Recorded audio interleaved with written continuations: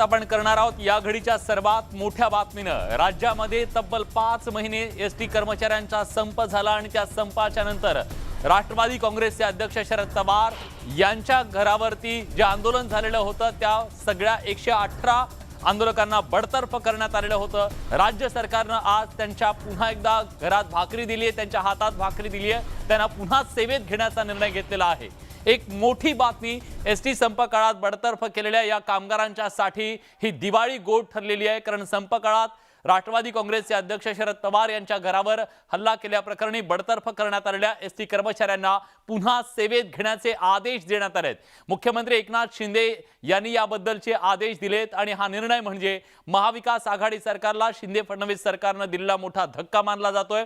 तर ते बडतर्फ झालेले 118 एसटी कर्मचारी पुन्हा सेवेत रुजू होणार आहेत।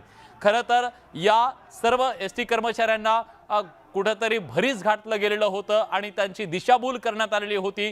पोलीस तपासातून त्याच्याबद्दलच्या गोष्टी समोर आलेल्या होत्या। त्यांना चुकीच्या गोष्टीसाठी त्यांचे हात वापरले गेलेले होते, अशा प्रकारचे आरोप झालेले होते आणि त्यानंतर सहानुभूतीपूर्वक या कर्मचाऱ्यांचा विचार केला जावा। ज्या एसटी कर्मचाऱ्यांची भाकरी गेलेली आहे त्यांना ती पुन्हा द्यावी याच्यासाठी मुख्यमंत्र्यांनी संवेदनशीलपणे त्याचा विचार केला आणि या सगळ्यांना पुन्हा एकदा सेवेत घेण्याचा एक मोठा निर्णय, मोठा दिलासा एसटी कर्मचाऱ्यांच्यासाठी राज्याचे मुख्यमंत्री एकनाथ शिंदेंनी घेतलेला आहे।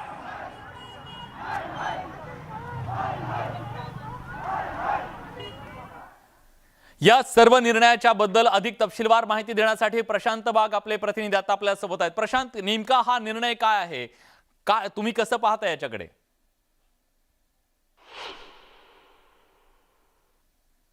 ऐन दिवाळीच्या तोंडावर एसटी कर्मचाऱ्यांना हा खराच मोठा दिलासा आपल्याला नक्कीच मानला होता। आपल्याला माहिती आहे की महाराष्ट्र राज्य एसटी महामंडळाच्या इतिहासामध्ये इतका मोठा संप हा झाला नव्हता आणि या संपकरी कर्मचाऱ्यांनी 8 एप्रिलला राष्ट्रवादी काँग्रेसचे अध्यक्ष शरद पवार यांचं सिल्वर एक जो निवासस्थान आहे या ठिकाणी धाव घेतली होती। खरं तर चर्चा करायची त्यांना होती अशी माहिती समोर होती, पण ज्या प्रकारे कर्मचाऱ्यांचा जो मोठा जमाव मोठ्या संख्येनं जमला, आणखीन काही ठिकाणी घोषणाबाजी झाली, चपला फिरकावल्या गेल्या, दगड सुद्धा फिरकावले गेले, सुप्रिया सुळे सुद्धा संपकरी मोर्चेकरांना सामोरं गेल्या होत्या आणि त्यानंतर शरद पवार यांच्या सिल्वर ओक या निवासस्थानी थेट रस्त्यापर्यंत पोलिसांची सुरक्षा व्यवस्था सुद्धा वाढवण्यात आली होती। जवळपास 118 कर्मचारी या पूर्ण प्रकरणात निलंबित झाले होते आणि याच कर्मचाऱ्यांना हा मोठा दिलासा मुख्यमंत्री एकनाथ शिंदे ज्यांच्याकडे परिवहन खात्याचा सुद्धा पदभार आहे त्यांनी दिलाय। त्यामुळे या कर्मचाऱ्यांची सुद्धा दिवाळी ही चांगली होणार कापसा आपल्याला नक्कीच म्हणता येईल। विलास, महिनेचा संप काळ आणि त्यानंतर नोकरी गमावलेल्या या 118 कर्मचाऱ्यांच्या मध्ये अस्वस्थता होती आणि त्यांचं भविष्य टांगणीला लागलेलं होतं। या सगळे देशोधडीला लागलेले होते, पण अखेर राज्य सरकारनं त्याच्या संदर्भातला निर्णय घेतला। जेव्हा या कर्मचाऱ्यांना अटक झाली तेव्हा त्यांचा जामीन करण्यासाठी सुद्धा त्यांच्याकडे पैसे नव्हते, त्यांना गावी जाण्याकडे पैसे नव्हते आणि या सगळ्या परिस्थितीत संवेदनशीलपणे त्यांचा विचार करून राज्य सरकारनं, मुख्यमंत्र्यांनी त्यांना हा एक मोठा दिलासा दिला।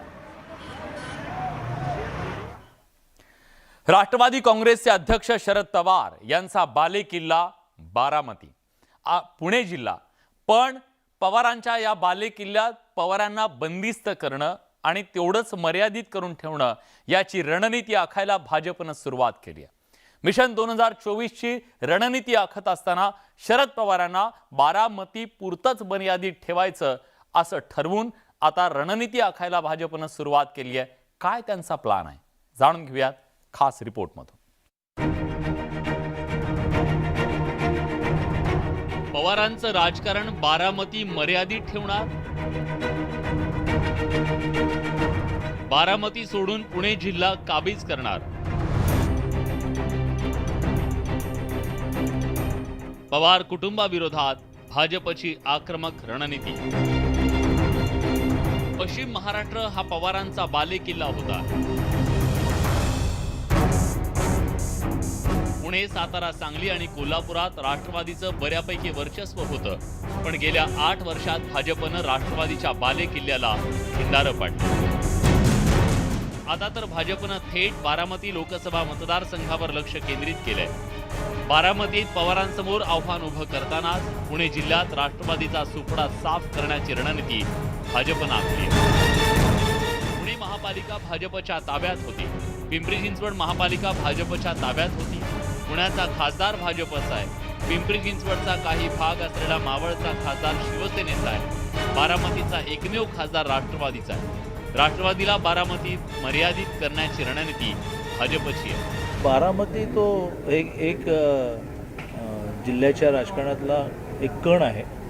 पण बाकी जिल्ह्यामध्ये जिल्हा परिषद निवडून येणं, पुणे जिल्हा परिषदेवर भारतीय जनता पार्टीचा भगवा झेंडा कधी लागला नाही, त्याची खंत आमच्या मनामध्ये आहे. पुणे महानगरपालिकेत लागला, पिंपरी चिंचवड महानगरपालिकेत लागला, जिल्हा परिषद जिंकणं. विधानसभेचे आमचे 3-3 आमदार असायचे, इकडे मावळचा आमदार आमचा पडला, शिरूरचा आमदार आमचा पडला. तर ही पुन्हा एकदा रिगेन करणं सीट, नवीन काही निवडून आणणं.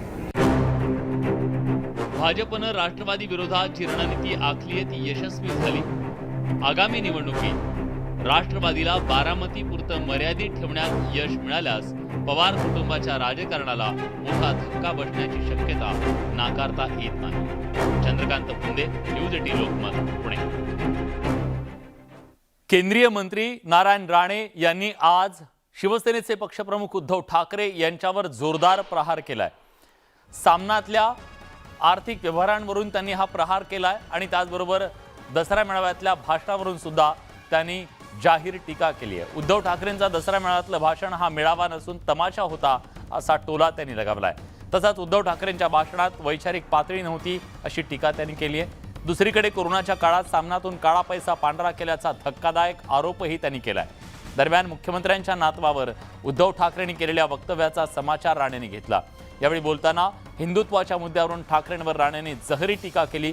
तुम्ही हिंदुत्वासाठी काय केलं, हिंदुत्वासाठी तुमचं योगदान काय, असा सवाल त्यांनी उपस्थित केलाय.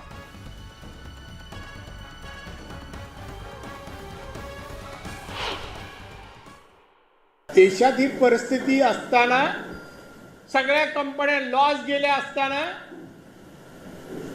यांचा सामना प्रॉफिट, 2 वर्षात 42 कोटी प्रॉफिट.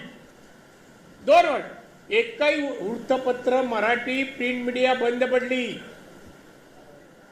सगळी बंद पडली. चॅनलवाले सफर झाले.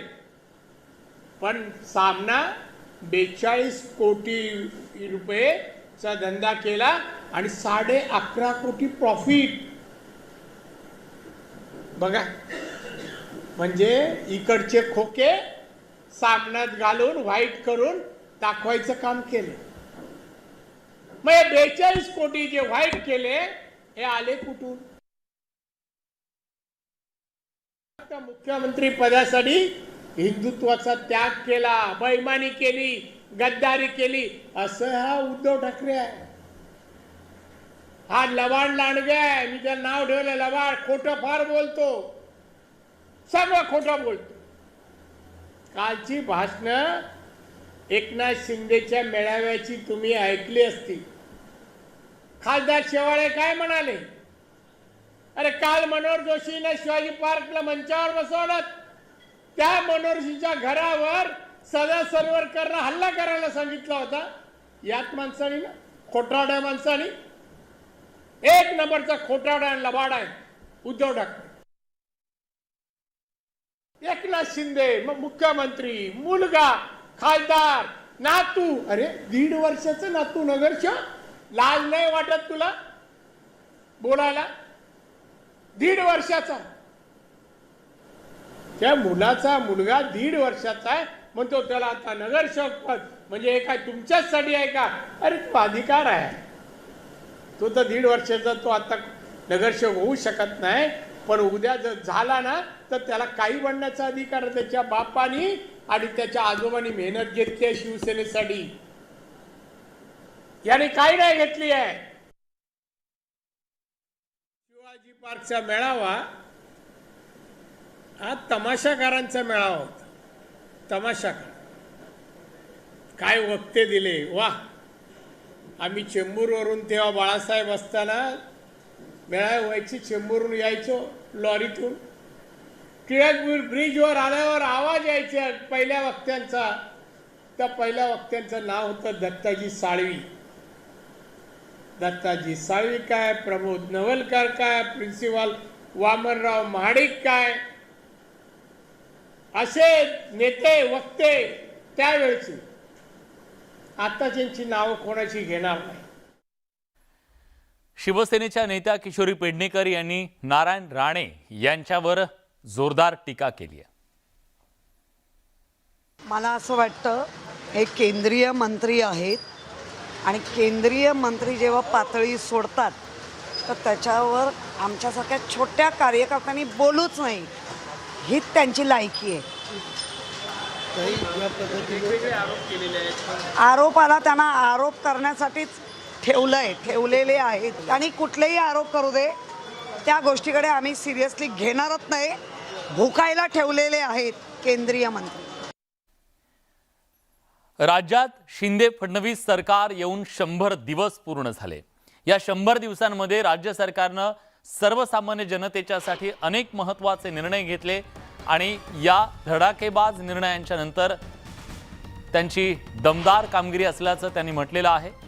कामगिरी जनहिताचे निर्णय घेण्यातून दाखवून देण्यात आलेली आहे. खुल्या वातावरणात सण उत्सव साजरे करता येत असल्यानं नागरिकांकडून सरकारच्या कारभाराविषयी समाधान व्यक्त केलं जातं. मला असं वाटतं की या 100 दिवसांमध्ये खूप चांगले निर्णय आम्ही घेतले आहेत. तुम्ही पाहताय मी आणि मुख्यमंत्री अविश्रांत आम्ही काम करतो आहोत. कुठलाही निर्णय पेंडिंग ठेवत नाही आहोत. बॅकलॉग मोठा आहे, मध्ये 2-2.5 वर्षात निर्णयच झाले नाही आहेत. फायलिंगचे गठ्ठेच्या गठ्ठे पडलेले आहेत, पण ते सगळे आम्ही पूर्णपणे त्या ठिकाणी निकाली काढतो आहोत आणि 100 दिवसांमध्ये इतकी कामं झालेली आहेत. लवकरच त्याचा अहवाल देखील आपल्यापुढे आम्ही मांडू.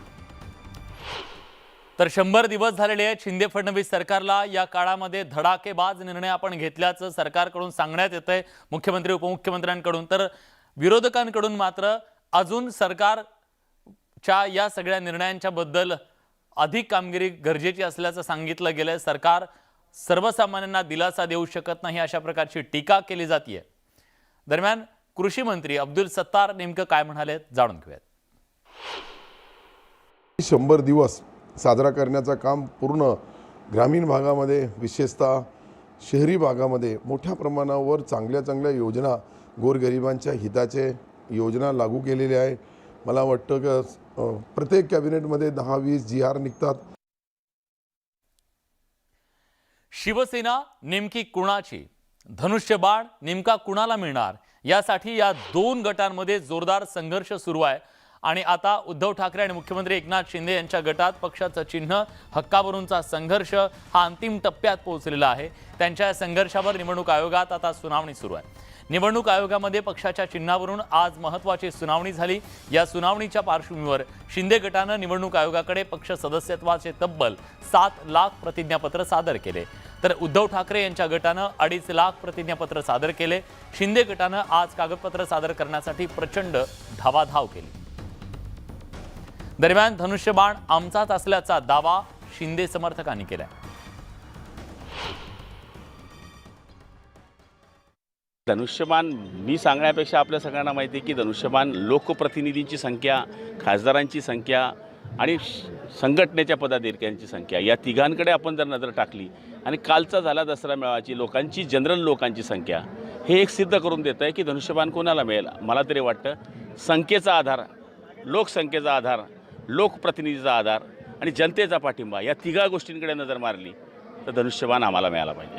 माननीय शिंदे साहेबांच्या नेतृत्वाखाली आम्ही आमची भूमिका, आमची कागदपत्र, आमचं म्हणणं हे माननीय केंद्रीय निवडणूक आयोगाकडं शिवसेनेचं धनुष्यबाणाचं चिन्ह आमचंच आहे. आम्हीच मूळ शिवसेना आहोत. आम्ही शिवसेना सोडलेली नाही. शिवसेनेमध्ये पक्षांतर्गत नेतृत्वाबाबतीतली वेगळी भूमिका आम्ही घेतलेली आहे.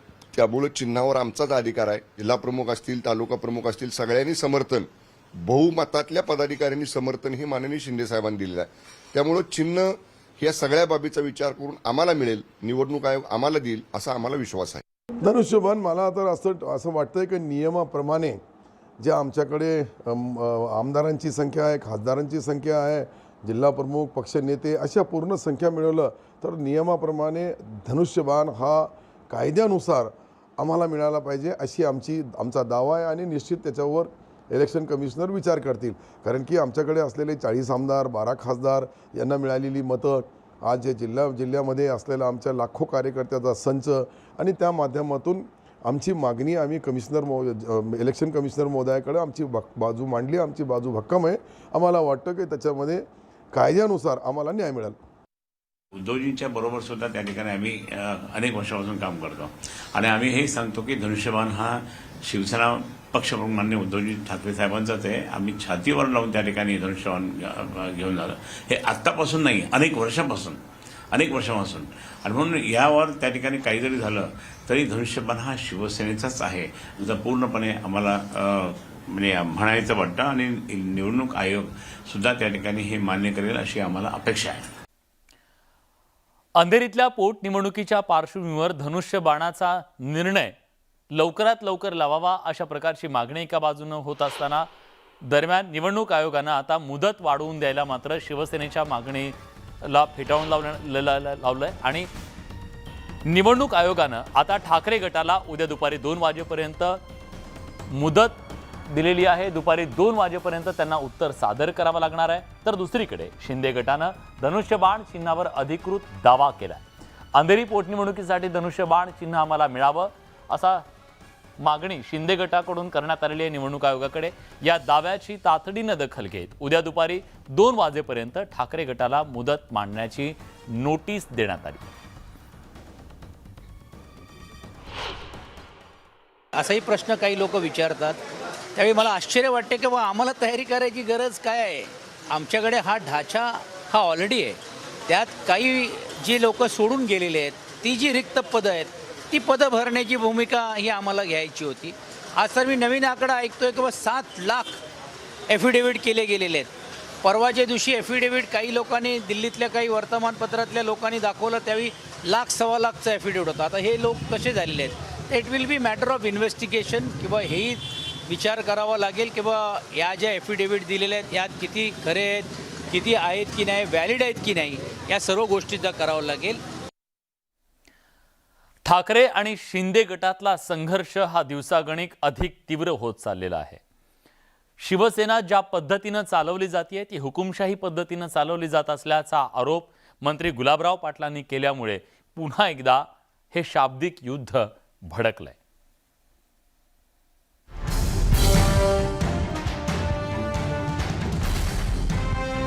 गुलाबराव पाटलांनी सध्याच्या राजकीय परिस्थितीवरून उद्धव ठाकरेंवर हल्लाबोल केलाय.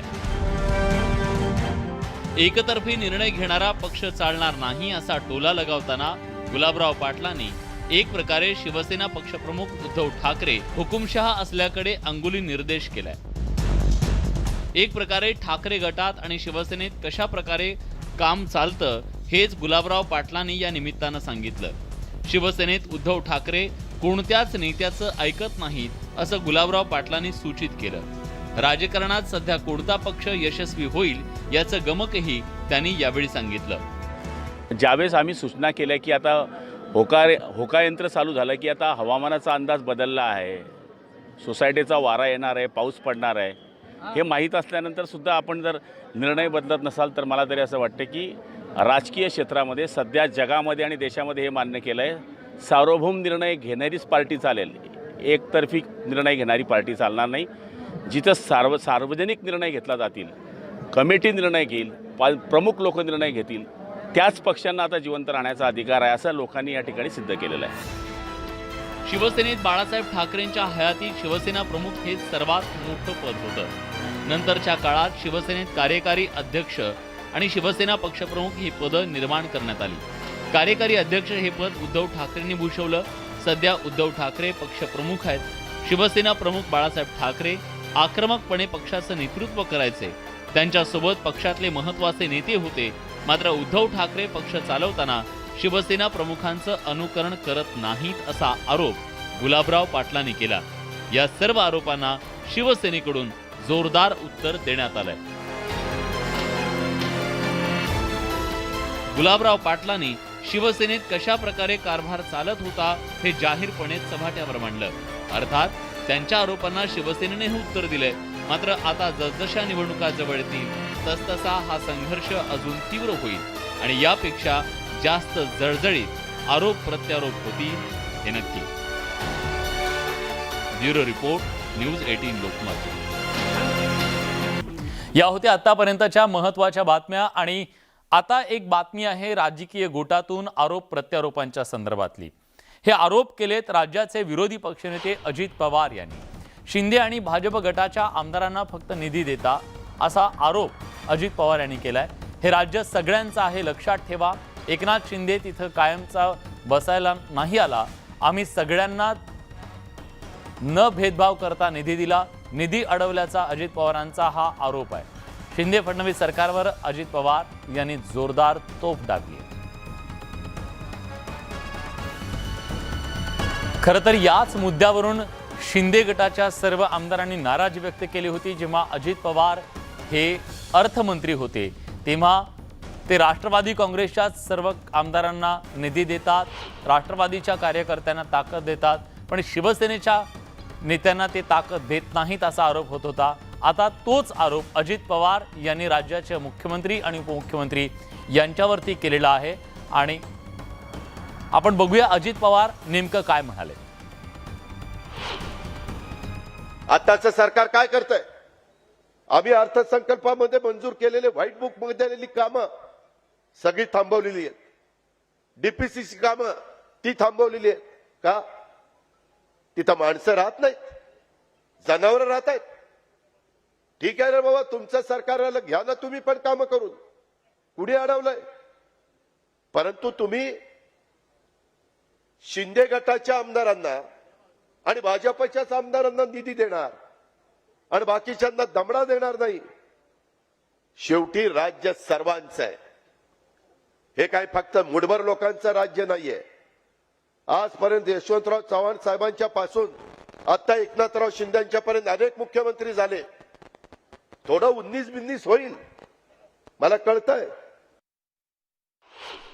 सगळ्याबद्दल बोलण्यासाठी उद्योग मंत्री उदय सामंत आता आपल्या सोबत आहेत. उदयजी, जे दुखणं तुमचं होतं की आमच्यावरती अन्याय झाला, आता अजित पवारही तेच म्हणतायत की तुम्ही केवळ सत्ताधाऱ्यांनाच सगळे पैसे देताय, निधी देताय. नाही, मला असं वाटत नाही. कारण मी आता उद्योग मंत्री झाल्यापासून मी जे काही सरकारमध्ये बघतोय, शेवटी लोकप्रतिनिधी आमदार असू दे, खासदार असू दे, हा जनतेमधनं निवडून येतो आणि त्याचा जो अधिकार आहे तो आम्ही सगळे मिळून लोकशाहीच्या मार्गाने त्यांना देतोय. निधीमध्ये कुठेही कमतरता आम्ही करत नाही. कारण शेवटी आमदार निधी जो आहे तो प्रत्येकाला 5-5 कोटी रुपये मिळालेला आहे. तो मागच्या कदाचित सरकारमध्ये वाढलेला असेल. डीपीसी मध्ये म्हणजे जे जिल्हा नियोजन मंडळामध्ये जी काही कामं मंजूर झालेली आहेत, एक आपल्याला आश्चर्याची त्यातली गोष्ट सांगून ठेवतो की डीपीसी मध्ये जे जेन्युइन कामं आहेत ती मंजूर करणं, आम्ही ज्या ज्या ठिकाणी पालकमंत्री झालोय ते क्रमप्राप्तच आहेत, ती आम्ही केलीच पाहिजेत. पण मी तुम्हाला रत्नागिरी, मी ज्या जिल्ह्याचा पालकमंत्री आहे तिथलं एक उदाहरण देतो की एका दिवसामध्ये 70 कोटी रुपयाला मंजुरी दिलेली आहे. रायगड जिल्ह्यामध्ये एका दिवसामध्ये 75 कोटी रुपयाला निधीला मंजुरी दिलेली आहे. मग त्याची इस्टिमेट नाही, त्याची मागणी नाही, कोणाच्या नावावरती मंजूर केलेली आहेत आणि अशी कामं आम्ही थांबवलेली आहेत. परंतु आता पालकमंत्री सगळ्या जिल्ह्यांमध्ये झालेले आहेत. आम्ही त्याचा रिव्ह्यू घेतोय आणि जिथं आवश्यक रस्ते आहेत, जिथे आवश्यक पूल आहेत, जिथं आवश्यक साखव आहेत, ते मग कुठच्याही कोणाच्याही मतदारसंघामध्ये असू दे ते आम्ही मंजूर करणार आहोत. पालकमंत्र्यांची आता 7-8 दिवसापूर्वीच घोषणा झालेली आहे. म्हणून मला असं वाटतं की जे पूर्वी आम्ही सांगत होतो आता विरोधी सगळे सांगायला लागलेले आहेत. पण एक महत्वाची त्याच्यातली गोष्ट अशी आहे की शेवटच्या टप्प्यामध्ये आता मी उद्योग मंत्री म्हणून काम करतोय. उद्योग मंत्री म्हणून काम करत असताना शेवटच्या 3 दिवसामध्ये देखील इतकी प्लॉट अलॉटमेंट झालेली आहे की ती नक्की कशा पद्धतीने झाली, काय झाली याची माहिती तर घ्यायला पाहिजे. बरोबर. आणि ती जेन्युअनली अतिशय योग्य पद्धतीने जर प्रोसेसमध्ये दिलेली असेल तर आमचं काय म्हणणंच नाही, आम्ही त्याच्या ऑर्डर काढणार आहोत. आणि तीच परिस्थिती आपल्या विकास कामांची आहे. जी जेन्युअन कामं आहेत, जी विकासाची कामं मागणी केलेली आहेत ती आम्ही मंजूरच करणार आहोत, त्यांना आम्ही पैसे देणार आहोत. त्याच्यामुळे अन्याय करण्याचा काही प्रश्न नाही. परंतु शेवटच्या 2-2, 3-3 दिवसामध्ये भरमसाठ कोट्यावधी रुपयाची कामं कशा पद्धतीनं मंजूर झाली याचा आम्ही रिव्ह्यू घेतोय. नक्कीच. धन्यवाद उदयजी, तुम्ही न्यूज 18 लोकमतशी बोललात त्याबद्दल. अंधेरीतल्या विधानसभेच्या पोटनिवडणुकीच्या निमित्तानं महाविकास आघाडीमध्ये ठिणगी पडल्याचं दिसतंय. काँग्रेसमध्ये मतभेदाची ठिणगी पडल्याचं दिसतंय. अंधेरी पोटनिवडणुकीमध्ये शिवसेनेच्या उमेदवाराला पाठिंबा देण्यावरून काँग्रेसमध्ये मतभेद असल्याचं समोर येत आहे. उद्धव ठाकरे समर्थक उमेदवाराला काँग्रेसनं पाठिंबा दिल्याचा दावा बाळासाहेब थोरातांनी केला, तर नाना पटोले मात्र याबाबत अंतिम निर्णय झाला नाही असं सांगतायत. पाठिंब्यासंदर्भात चर्चा करण्यासाठी नाना पटोलेंनी उद्धव ठाकरेंना फोन केला. काँग्रेस पक्षात पाठिंब्याबाबत एकमत नसल्यानं नाना पटोलेंनी उद्धव ठाकरेंना फोन केला। महाराष्ट्राचे काँग्रेस प्रभारी HK पाटील यांच्यासोबत उद्धव ठाकरे फोन करून अंतिम निर्णय घेणार असल्याचंही नाना पटोलेंनी म्हटलंय। याबाबत फार संभ्रम आहे अजूनही? नाही, संभ्रम असण्याचं काही कारण नाही. माननीय अध्यक्ष नानाभाऊ पटोले यांनी सुद्धा स्पष्टपणे सांगितलेलं आहे की आमचा पाठिंबा राहणार आहे. आम्ही बरोबर एकत्र पद्धतीनं निवडणूक करू. आज आमचे प्रभारी HK पाटील साहेब आलेले आहेत आणि उद्धव ठाकरे साहेबांचाही फोन आता येऊन गेलेला होता. आता थोड्या वेळानंतर 5:30 वाजता उद्धव ठाकरे साहेबांशी आमचं बोलणं होईल HK पाटील साहेबांचं आणि त्यावेळेस त्यांचा निर्णय आम्ही फायनल सांगू. राज्याच्या अन्न व नागरी पुरवठा विभागानं जवळपास 513 कोटींचं एक टेंडर काढलं। राज्यातल्या गोरगरिबांची दिवाळी साजरी करण्यासाठी, गोड करण्यासाठी म्हणून त्यांनी महत्त्वाचा निर्णय घेतला। पण यावरून आता आरोप प्रत्यारोप सुरू झालेले आहेत। या योजनेचं काढलेलं कंत्राट संशयास्पद असून ते तात्काळ रद्द करावं आणि नियमबाह्य निविदा प्रक्रियेची चौकशी करावी, लाभार्थ्यांच्या बँक खात्यात रक्कम जमा करावी अशी मागणी विधान परिषदेचे विरोधी पक्षनेते अंबादास दानवेंनी केली आहे।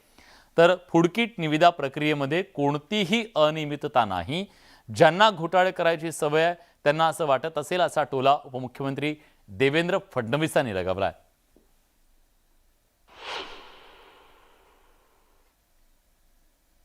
दिवाळीसाठी 4 वेगवेगळ्या जीवनावश्यक वस्तू देण्याचा निर्णय घेतलेला आहे। ही 513 कोटी रुपयाची निविदा ही अतिशय घाईगडबडीत काढलेली आहे। 3 दिवसात याचं टेंडर निघालेलं आहे। याचं किमान 7 दिवसाची मुदत असायला पाहिजे होती। आता तुम्ही म्हणाल दिवाळी जवळ आली तर माझं म्हणणं आहे की DBTद्वारे डायरेक्ट 1,70,00,000 नागरिकांच्या खात्यामध्ये ही रक्कम वर्ग केली पाहिजे, अशा प्रकारची माझी मागणी आहे। कोणीही जाऊन प्रक्रिया तपासून घ्यावी। ओपन टेंडर पद्धतीनं NCDXच्या माध्यमातून या ठिकाणी कॉम्पिटिशननी प्रक्रिया केलेली आहे। त्यामुळे कोणीही प्रक्रिया तपासायला हरकत नाही आहे। ज्या लोकांना घोटाळे करण्याची सवय आहे ते लोक अशा प्रकारचे आरोप करतात। ज्याला तपासणी करायची आहे त्यांनी तपासणी करावी, काही अडचण नाही आहे।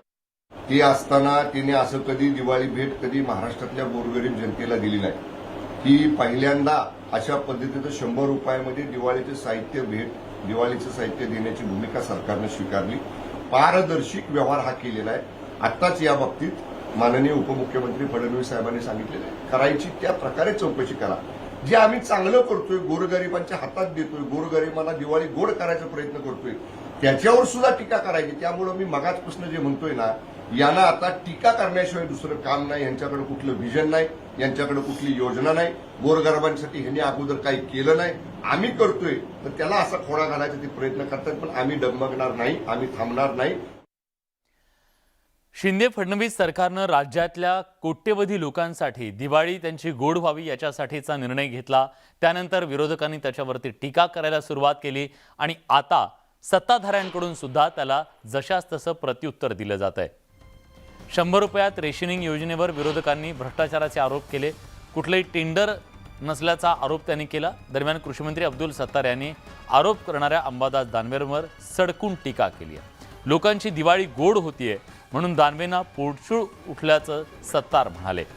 दिवाळी फूडकिट निविदा प्रक्रियेत कोट्यवधींचा भ्रष्टाचार झाल्याचा आरोप विधान परिषदेचे विरोधी पक्षनेते अंबादास दानवेंनी केला। त्यावर अब्दुल सत्तार यांनी दानवेंना प्रत्युत्तर दिले।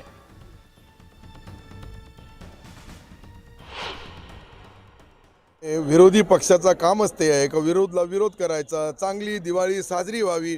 100 रुपयामध्ये चांगल्या क्वालिटीचा, चांगल्या पद्धतीचा किट तयार होऊ लागला आणि तो कोट्यावधी लोकांपर्यंत जाईल। त्याच्या पोटामध्ये पोटसूळ उठलेला आहे। याच्यामध्ये कोणताही गैरव्यवहार झाला नाही, अजून व्यवहारच झाला नाही तर गैरव्यवहार कसा बोलता येईल? पहिले व्यवहार होऊ द्या, पहिले लोकांच्याकडे किट जाऊ द्या। ते किट कशा क्वालिटीचा आहे, कोणत्या क्वालिटीचा आहे, कशा पद्धतीचा आहे हे पहा आणि तो चांगला असेल तर कमीत कमी चांगलं बोलणं शिका। मुंबईतल्या कोळीवाडा आणि गावठाणांचा प्रश्न कदाचित आज मार्गी लागण्याची शक्यता आहे, कारण मुख्यमंत्र्यांनी या संदर्भातली एक अतिशय महत्त्वाची बैठक बोलावलेली आहे। या बैठकीमध्ये मुख्यमंत्री एकनाथ शिंदे एखादा निर्णय जाहीर करण्याची शक्यता आहे। कोळीवाडा, गावठाण पुनर्वसन, सीमांकन प्रकल्पग्रस्त यांच्या प्रश्नांवर तोडगा निघण्याच्या दृष्टीनं ही बैठक बोलावलेली आहे। वरळी कोळीवाड्याच्या पुनर्वसनाचा मार्ग मोकळा होण्याची शक्यता आहे. शिंदे सरकारकडून कोळी बांधवांना दिवाळी भेट मिळू शकते. मुंबईत 31 कोळीवाडे आणि 189 गावठाणं यांचा प्रश्न निकाली निघण्याची शक्यता आहे. महाराष्ट्र राज्याचे मुख्यमंत्री आदरणीय एकनाथ शिंदे साहेबांसोबत मुंबई शहरातील सर्व गावठाण आणि कोळीवाड्यांच्या समितीसोबत बैठक झाली. त्यांची मुख्य मागणी होती की गावठाण कोळीवाड्यांचं सीमांकनाचा जो निर्णय झाला होता ते सीमांकनाच्या निर्णयानुसार सर्व गावठाण कोळीवाड्याचे सीमांकन पूर्ण करून त्याचं नोटिफिकेशन आलं पाहिजे. कारण नोटिफिकेशन आल्यानंतर नवीन DCR गावठाण कोळीवाड्यासाठी बनवायला पाहिजे आणि माननीय महानगरपालिका आयुक्तांना माननीय मुख्यमंत्र्यांनी त्याच्या सूचना दिल्या आहेत. गावठाण कोळीवाड्याकरता आता नवीन DCR बनवण्यात येईल आणि त्या DCR नुसारच भविष्यात गावठाण कोळीवाड्याचा डेव्हलपमेंट होईल. सध्या महाराष्ट्राच्या राजकारणामध्ये ठाकरे शिंदेंचा राजकीय सामना रोज रंगतोय आणि या सगळ्या सामन्यामध्ये एक दिलजमाईची सुद्धा चर्चा आहे ती ठाकरे शिंदेंमध्ये. पण हे ते ठाकरे शिंदे नाही आहेत, हे ठाकरे शिंदे वेगळे आहेत. शिंदे विरुद्ध ठाकरे यांच्यातल्या या सामन्याच्या दरम्यान जुन्नर तालुक्यातल्या ठाकरे शिंदे यांच्यात दिलजमाई झाल्याचं चित्र आहे. निमित्त आहे एका लग्नाचं.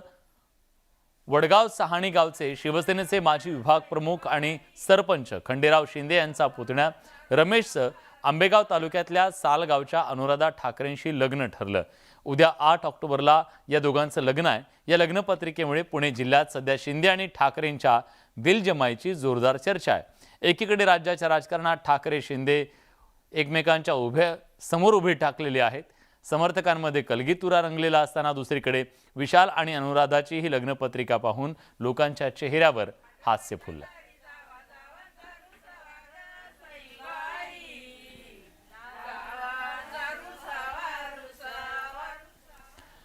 आदिपुरुष या सिनेमाचा पहिला टीजर आला तेव्हापासूनच या सिनेमाच्या बद्दल अनेक वाद निर्माण झाले. आता या सगळ्या वादाला राजकीय वळण सुद्धा मिळालंय. कारण या वादात मनसेनं उडी घेतली आहे, भाजपनं सुद्धा उडी घेतली आहे.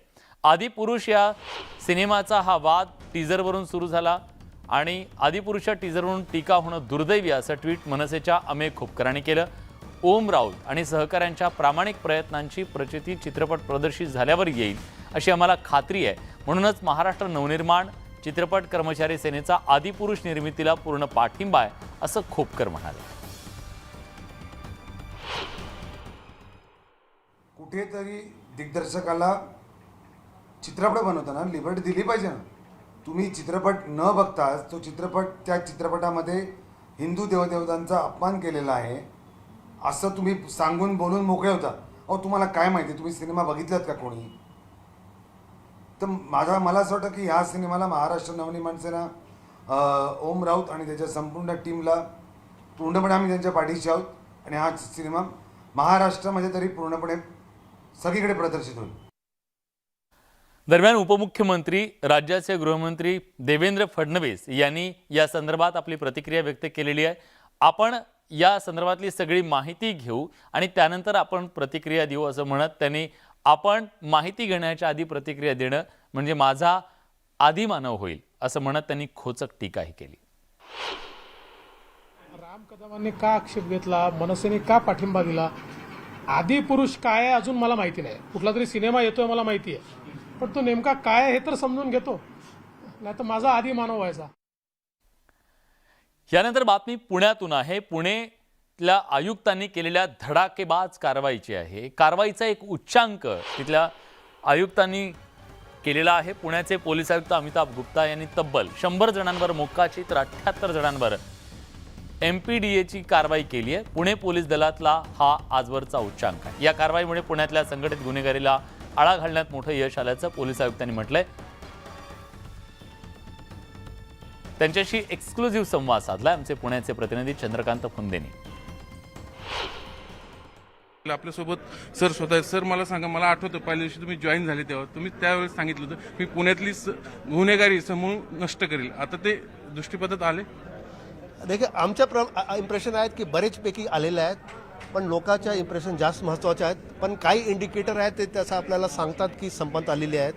आधी जेव्हा मी जॉईन झालो होतो तेव्हा बर्थडे पार्ट्या, गुंडागर्दी, लोकाला धमकवणे, गाड्याचे तोडफोड, इतर गोष्टी, व्हॉट्सअप स्टेटस लावणे, हे सगळे गोष्टी बंद झालेल्या आहेत. गुन्हेगारवर एक भीती आहे की काही आपण केले आणि पोलिसाच्या नजरास आला तर पोलीस काही सोडणार नाही, आपल्याला पॅक करून टाकतील आणि ते महत्त्वाचे आहे. त्याच्यामुळे बरेच काही लोक सोडून गेलेले आहेत आणि बरेच काही लोक आत्महत्या आहेत. आत्तापर्यंत मी आपण साधारण एक बायफर्गेशन केलं तर मी पहिल्यांदा सायबर गुन्हेगारावरही मोका लावलेला आहे, आत्तापर्यंत कधी झालेलं नाही. तर कसं सांगाल? नाही, सायबरचे जे तुम्ही आपण गुन्हा पाहिला तर त्याच्यामध्ये एक्स्टॉर्शनचे सेक्शन आहेत, बेसिकली लोन ॲपच्या केस आहेत, फार महत्त्वाच्या केस आहेत. फार लोक परेशान होते, लाखो लोकाला त्यांनी हॅरेस करून ठेवलेले आहेत. आमच्याकडे एक स्मॉल मॉड्यूल आलेलं आहे, पण ते मॉड्यूलला आपण बरोबर म्हणजे कारवाई केली की इतराला एक म्हणजे एक भीती बसेल आणि इतर लोक पण ते घाबरतील आणि त्या दृष्टिकोनाने एकदम सोशल कॉजच्या एक महत्त्वाच्या केसवर आपण MCUC लावलेलं आहे. तुम्ही स्वतः समाधानी आहे? 100 मोका कारवाई केली, 78 MPD काय कसं वर्गीकरण कराल? मग कुठल्या वयातले सगळे गुन्हेगार आणि सगळे बिहाइंड द बार आहेत? मॅक्सिमम बिहाइंड द बार आहेत आणि जोपर्यंत एकही गुन्हेगार बाहेर आहे त्या लोकांना तंग करत असेल तर कोणी पोलीसवाला समाधानी होऊ शकत नाही, पण आपली कारवाई चालू असणार. शुभेच्छा तुम्हाला. हे होते पुण्याचे पोलीस आयुक्त गुप्ता सर यांनी सांगितलं की मी गेल्या 2 वर्षात जी कारवाई केली त्यावरती मी समाधानी आहे आणि उद्देश हाच होता की पुण्यातली समूळ जी गुन्हेगार आहे, संघटित गुन्हेगारी, ती समूळ उच्चाटन करायची. त्यासाठीच त्यांनी तब्बल 100 मोकाची कारवाई आणि 78 MPDची कारवाई केलेली आणि हे आत्तापर्यंतच्या पुणे पोलीस दलाच्या इतिहासातलं नवा रेकॉर्ड आहे. व्हिडिओ जर्नलिस्ट गणेश कदमसह चंद्रांत फुंदे, न्यूज 18 लोकमत, पुणे. धडाकेबाज अधिकारी अशी ओळख असलेले तुकाराम मुंडे हे पुन्हा एकदा ॲक्शन मोडमध्ये आलेले आहेत. त्यांनी आरोग्य विभागाचा कार्यभार सांभाळल्यानंतर लगेचच आपल्या कारवाईचा धडाका सुरू केलेला आहे. तुकाराम मुंडे यांनी काही दिवसांपूर्वीच आयुक्त आरोग्य सेवा आणि संचालक राष्ट्रीय आरोग्य अभियान पदाचा कार्यभार स्वीकारला. पदभार स्वीकारताच त्यांनी कारवाईचा धडाका सुरू केला. काल रात्री 1:30च्या सुमारास राज्यातल्या प्राथमिक आरोग्य केंद्र, ग्रामीण रुग्णालय, जिल्हा रुग्णालयात रात्रीच्या वेळी आरोग्य उपसंचालक, जिल्हा आरोग्य अधिकारी यांच्यासह वरिष्ठ डॉक्टरांकडून धाडसत्र राबवलं गेलं. रुग्णालयांची पाहणी केल्यावर डॉक्टर उपस्थित नसल्याची बाब समोर आली आणि आता जर तसं आढळलं, डॉक्टर उपस्थित नसतील तर निलंबनाची कारवाई करण्याचा इशारा तुकाराम मुंडेंनी दिलाय. तुकाराम मुंडेंच्या या भूमिकेचं उपमुख्यमंत्री देवेंद्र फडणवीस यांनी कौतुक केलंय. अकाउंटेबिलिटी ही अत्यंत महत्त्वाची आहे. मला असं वाटतं सरकार बदललेलं आहे, त्याच्यामुळे लोक अकाउंटेबल झाले पाहिजे. अर्थात या संदर्भात प्रत्येक वेळी कोर्सिव्ह ॲक्शन घेतली पाहिजे असं गरजेचं नाही आहे, कधी कधी वॉर्निंगही दिली पाहिजे. पण मला असं वाटतं की हे अत्यंत आवश्यक आहे की जे ड्युटीवर येत नाहीत त्यांच्यावर कुठली ना कुठली कारवाई झाली. यानंतर बातमी आहे पावसाची सभेची. खरं तर सभा आणि पावसाचं नातं हे गेल्या 2-3 वर्षामध्ये अधिक अधोरेखित झालेलं आहे.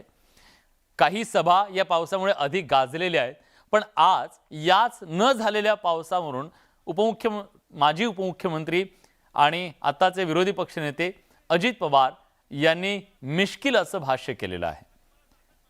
कोल्हापूरच्या आजच्या सभेत अजित पवारांच्या चर्चा झाली ती न झालेल्या पावसाची. कारण कोल्हापुरात अजित पवारांच्या सभेवेळी पाऊस आला नाही, म्हणून अजित पवारांनी पावसाचे आभार मानले. 2 दिवसांपासून कोल्हापूर पट्ट्यामध्ये पाऊस होता, पण आजच्या सभेवेळी पावसानं विश्रांती घेतल्यानं सभा घेता आली असं अजित पवार यांनी नमूद केलं. यावेळी त्यांनी पावसाचे आभार मानले, पण साताऱ्याच्या शरद पवारांच्या प्रचार सभेतील पावसाची आठवण त्यांनी काढली. आज आपलं भाग्य आहे की 2 दिवस पाऊस होता. कोल्हापूरला होता, सातारला होता, पुण्यात होता. 2 पाऊस. काल तर ह्यावेळेस 2 पाऊस चाललेला होता. आज सकाळी पण वातावरण पावसाचं होतं. मी निघालो मुश्रीफ साहेबांना मी कोल्हापूरमधनं, तेव्हाही असं वाटत होतं की मिरवणूक होणार नाही, सभा उघड्यावर कशी करायची. परंतु परमेश्वरांनी ऐकलं आणि अतिशय व्यवस्थितपणे न पाऊस पडता आपली सभा इथं पार पडतीये. खरं तर राष्ट्रवादी काँग्रेस पक्षाचं आणि पावसाचं जवळचं नातं आहे ते आपण कालच्या विधानसभेला पाहिलंय. यानंतरची बातमी आहे ती म्हणजे राज्यात परतीच्या पावसानं दिलेल्या तडाख्याची. खरं तर मुंबई, ठाणे आणि कोकणातल्या इतर जिल्ह्यांमध्ये मोठ्या प्रमाणात पाऊस कोसळतोय. ठाणे डोंबिवलीमध्ये सुद्धा मुसळधार पावसानं हजेरी लावली. पावसामुळे ठाणे मार्केटमध्ये पाणी साचलं. वंदना डेपो परिसरात पाण्यानं मोठ्या प्रमाणात धुमाकूळ घातला। तिकडे डोंबिवलीला सुद्धा पावसानं झोडपून काढलं। डोंबिवलीच्या रस्त्यावर गुडघाभर पाणी साचलं। मुसळधार पावसामुळे डोंबिवली स्टेशन परिसरामध्ये पाणी भरल्यानं वाहतुकीवर त्याचा काही काळ परिणाम झाला। मुंबई उपनगरात सुद्धा पावसाची संततधार कायम होती। अनेक ठिकाणी पावसानं हजेरी लावली। दरम्यान पुढील 5 दिवस मुंबई ठाण्याला येलो अलर्ट देण्यात आला।